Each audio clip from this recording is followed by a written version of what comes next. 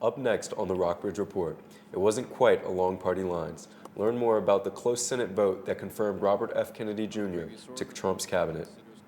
After that, how local parents entertained their kids during the snow days. Paige Jackson says there could be more snow days in your future. And find out 3 proposed names for Buena Vista's town square and how you can vote for your favorite. Later, how one city street is spreading love this Valentine's Day.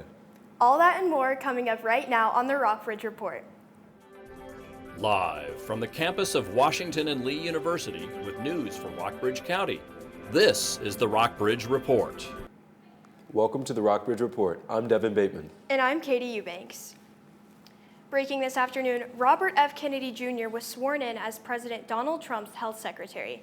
The Senate confirmed the vaccine skeptic earlier today. All Democratic senators voted against Kennedy. Kentucky Senator Mitch McConnell, who had polio as a child, was the only Republican to vote against Kennedy.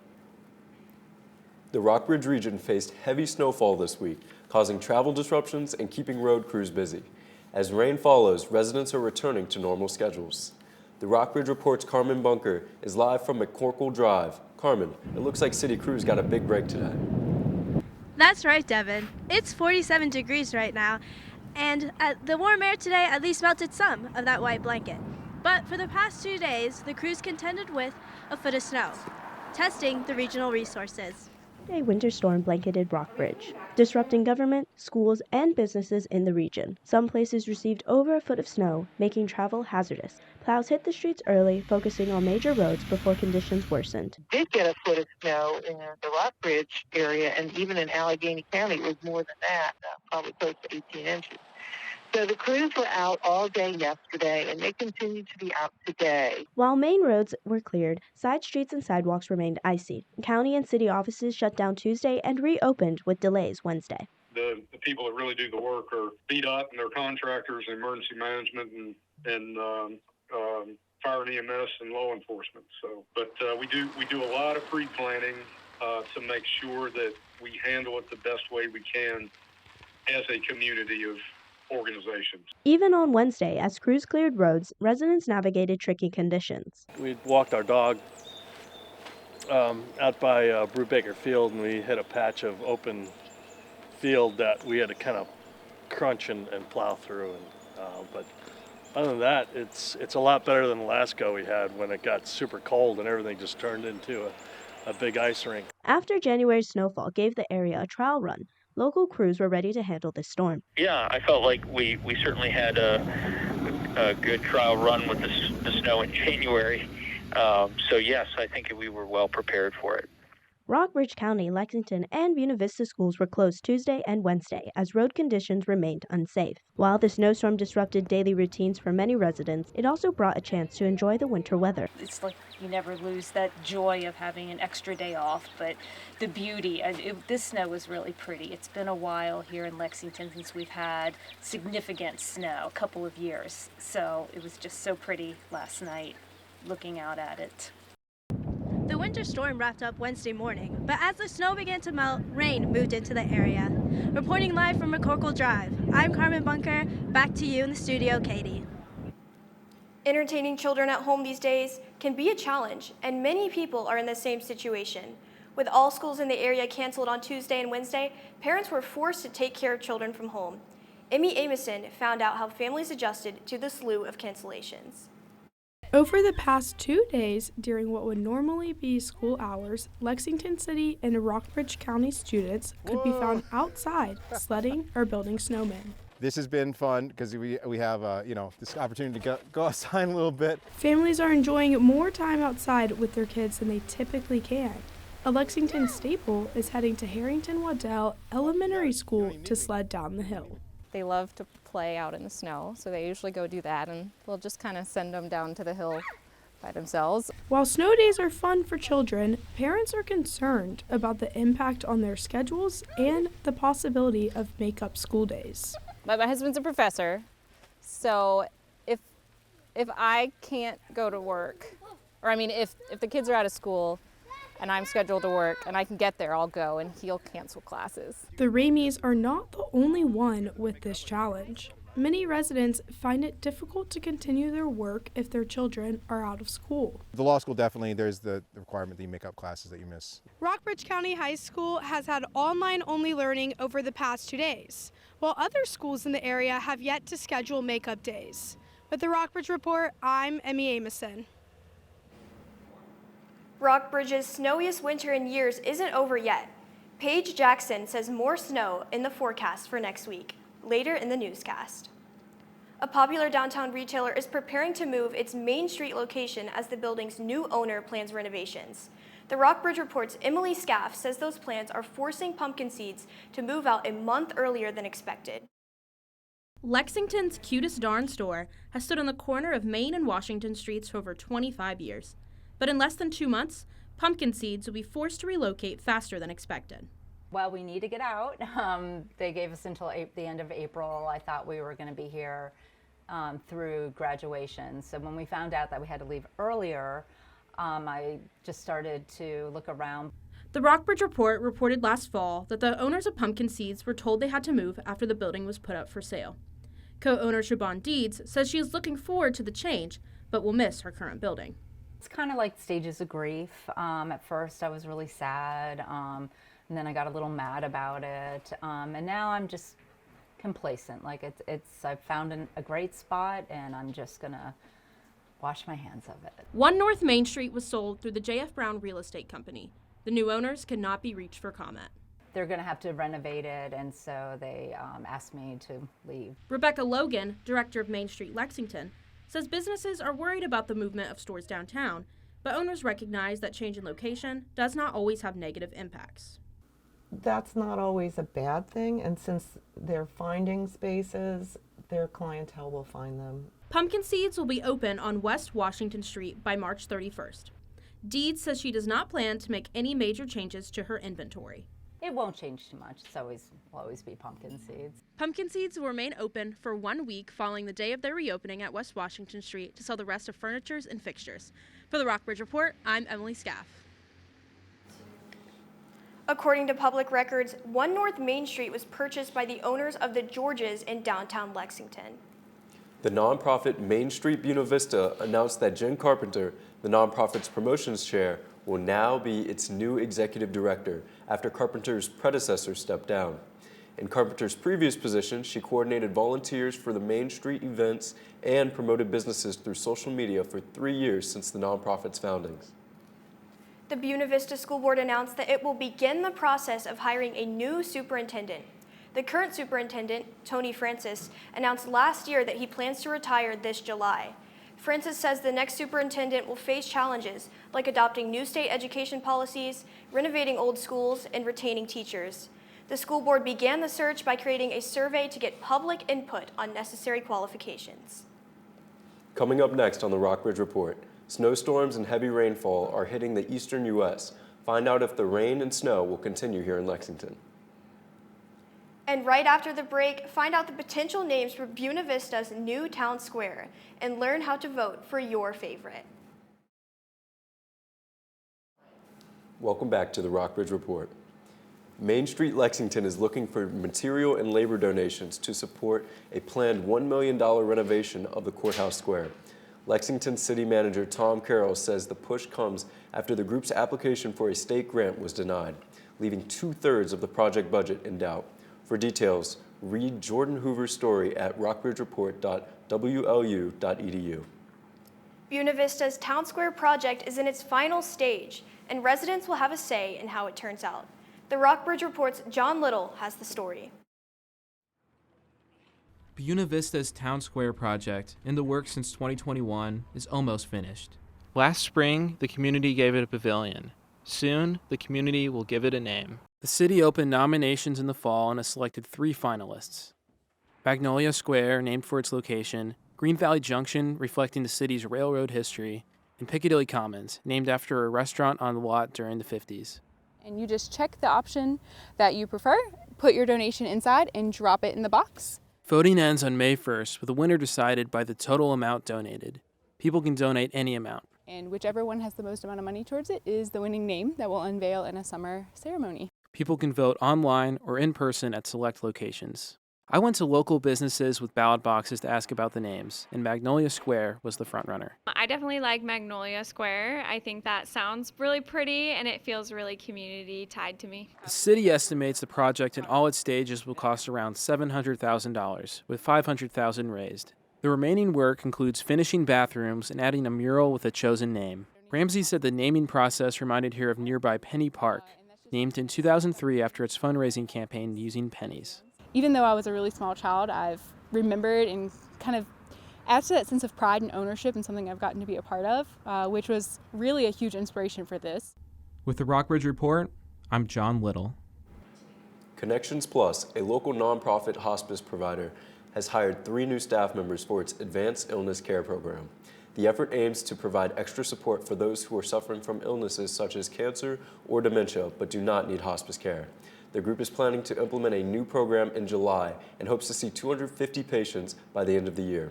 Read more of Erica Kenny's story at rockbridgereport.wlu.edu. In Munich, at least 28 people have been injured after a car plowed into a group of demonstrators taking part in a protest linked to a trade union strike. Sebastian Schukla has more from the scene. I'm here at this crossroad in central Munich where you can see that another attack against the German people have taken place as this white Mini Cooper vehicle plowed into a group of some 28 people on a peaceful protest this morning at around 10:30 a.m. You can see the chaos and destruction that was wrought by it, those tinfoil blankets left strewn on the floor to deliver that emergency first aid, and even more disturbingly, what appears to be a child's pushchair. What we do know is that at least 28 people have been injured, some of them gravely, the police have told us, and that the perpetrator of this attack was a 24-year-old Afghan asylum seeker residing here in Germany, and questions will now start to abound about how an incident like this was allowed to take place, given the massive security operation that is going on in this city at the moment with the Munich Security Conference, where we will have heads of state, heads of governments coming here to the city to discuss, ironically, international security issues. For Germany, though, this will be another reminder that the election that is coming around the corner will force the issue of a migration to the fore one more time, and something that the far right will look to seize on, and of which German, Bavarian politicians here have already said may be an attack. Sebastian Schukla, Munich. Coming up next on the Rockbridge Report, see how women's basketball superstar Mary Sliessner is leading the team to victory. I'm Paige Jackson. Welcome back. Behind me, you can see what's left of this week's snowfall. I'll tell you if there's more to come in my 5-day forecast coming up next on the Rockbridge Report. Welcome back to the Rockbridge Report. This week, 3 storms are expected to impact communities across the U.S. The first 2 storms impacting central and eastern U.S. began Tuesday. The storms brought snow to the north, heavy rainfall to the south, and a mix of both here in Lexington. The third storm of the week slams into California, bringing a substantial mudslide and debris threat to people still suffering from the LA historic fires. Cheryl Hubbard has more on what type of severe weather threat you may be under. 3 storms are hitting the U.S. this week with a winter combo of rain, snow, and sleet. The first storm had tens of millions of people under winter alerts across the Mid-Atlantic and Appalachians, wreaking havoc and dumping snow. Students at Virginia Tech celebrated canceled classes Tuesday with a snowball fight. Virginia State Police reported more than 300 crashes and at least 24 injuries. When the temperature drops, we'll be back out putting salt and sand on the bridges and the overpasses. The second storm right behind it. It looks like it's going to be a rough one. Bringing snow and ice to central U.S. and heavy rain further south. Cities like Kansas City, St. Louis, Chicago, Des Moines, and Detroit facing up to a half foot of snow. Oh, it's straight up blizzard out here. I had to slow down, I had to stop. One truck driver coming from Denver was stuck on the side of the road for 6 hours, forced to stop deliveries until the roads in eastern Kansas were clear. A third storm expected to slam California on Thursday. Residents sandbagging and installing temporary barriers ahead of heavy rain and possible flooding. Evacuation warnings have been issued in the Santa Barbara area burned by recent wildfires. The region is expecting several inches of rain and has the potential for flooding and mudslides. We have the whole hillside behind me has been denuded from the fire, and it already slid a little bit, and now we're preparing that it's going to slide a whole bunch more. I'm Cheryl Hubbard reporting. I don't know about you guys, but I definitely have enjoyed playing in the snow the past 2 days. Me too, Katie. I've enjoyed it. But Paige, can we expect our snowmen to melt sometime soon? Unfortunately, I do think they're going to melt this weekend, but we'll have a chance to build new snowmen friends next week. Taking a look at our live shot in a Lexington neighborhood, we can see that the snow is starting to melt a bit because the current conditions today, we were in the 50s for the high and the low was 18. So a lot of our snow is going to start melting this week. The barometric pressure was 29.96 and the wind speed was 18 miles per hour with humidity of 43%. Taking a look at our radar, we can see that there aren't too many clouds over in the east, but looking at the west, we can see a lot more clouds over here. Taking a look at the regional conditions, we have clouds pretty much everywhere. Over in the east in Charlottesville, it's 57, in Stanton, it's 53. Here in Lexington and in Buena Vista is 54, and down south in Lynchburg, it is 59, a bit warmer. Taking a look at the west, it is only 38 in Covington, which is a far cry from the 50s that we're experiencing, and down in Roanoke, it's 55. Looking at our 5-day forecast, we do have some sun coming in tomorrow, which is really nice. It's going to be 42 degrees with a low of 27. And on Saturday, we will have a wintry mix. So we have some snow and rain coming in on Saturday, and it'll be a high of 39 with a low of 36.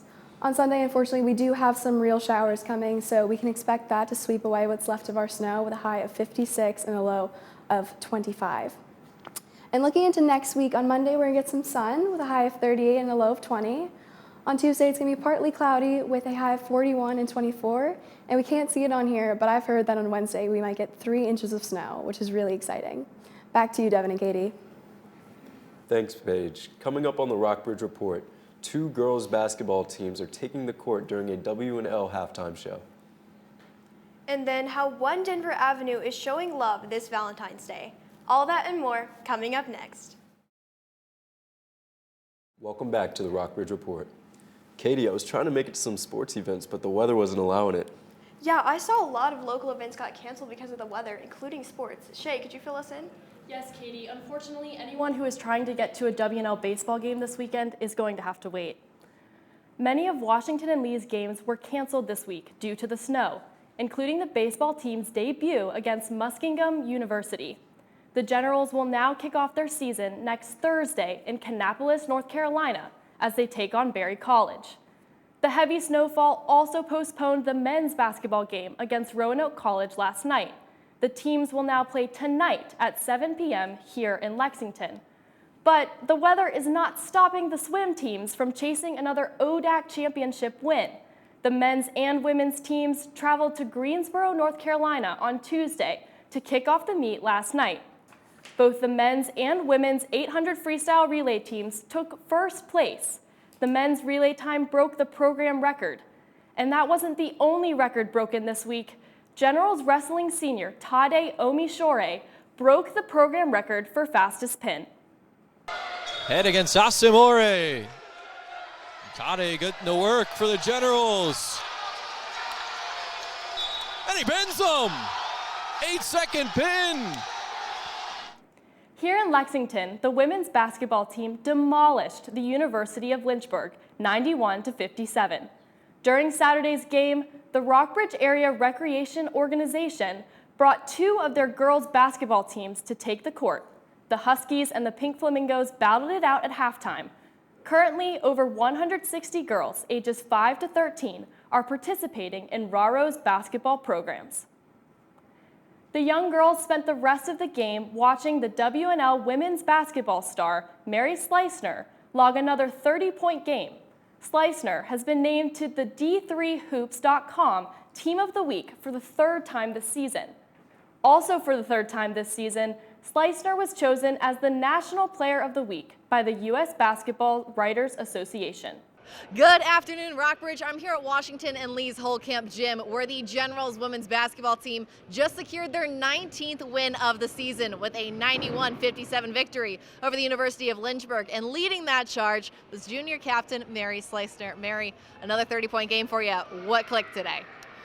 I think it was just my teammates. I would go to war for them. I love every single one of them, and being out here with them makes it a lot easier to play my best game because You know, they encourage me, they trust me more than I trust myself, and I wouldn't want to be with anyone else. Now, I'm not sure if you caught all of it, but the local youth girls basketball teams took over the court at halftime. What advice do you have for them as a woman in sports? I would say, you know, lean on each other, find your people. They were adorable, and, you know, you got to have your heart in the game.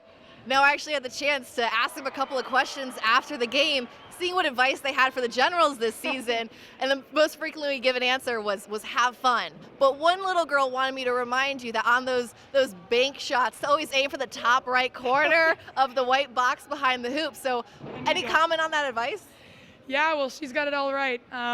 When I hit that top right, it's going in. Bank's always open. It's the same advice my dad and my coaches give me, so, you know, I should take a page out of her book. Well, Mary, I just want to say thank you for your time. Congratulations on the win today. And signing off with the Rockbridge Report, I'm Mackenzie Kane. Thank you so much. Philadelphia Eagles fans continue to celebrate the Super Bowl win on Sunday. The city will host a parade tomorrow. Be safe and careful as you celebrate. Do not climb any light poles or any other structures. Please, please, please, like I'm making an appeal. One Virginia teenager spends his free time volunteering at the Disputanta Fire Department. Ashley Hendricks has the story. There are some teenagers who are glued to their phones, keeping up with schoolwork and the latest TikTok trends. Then there are teens like Liam Laxton. I feel like being here, it helped me kind of grow up a little bit quicker. At just 16 years old, Liam says he was called to volunteer here. And this is our turnout jacket. I was going to work one morning and I flipped my first car, and Disputanta volunteer fire department was who responded. And, you know, that kind of inspired me. It's been 2 years since then. That's my helmet. And that eye-opening experience is just a part of what keeps him here at the Disputanta Volunteer Fire Department. It's where Liam spends his weekends and his days off from his other job. William Hedgepeth, who has been with the department for 25 years, has found new hope in Liam's leadership. If you need someone to be there during the worst time of their life, you want someone like him there, because he's the one who'll listen to you and be there while they're waiting for the bad to get a little bit better. A famous stretch of Denver is getting some Valentine's Day love. 75 hearts now line a portion of Colfax Avenue. The hearts contain personal messages from the people who bought them. What's been fun is to see the sweet messages that people come up with. You know, they're professing their love for their families, they're professing their love for their favorite business, they're professing their love for their partner. That's all for the Rockbridge Report. Thanks for watching. For more local and national news, check our website, rockbridgereport.wlu.edu, and join us next Thursday for another half-hour edition of the Rockbridge Report.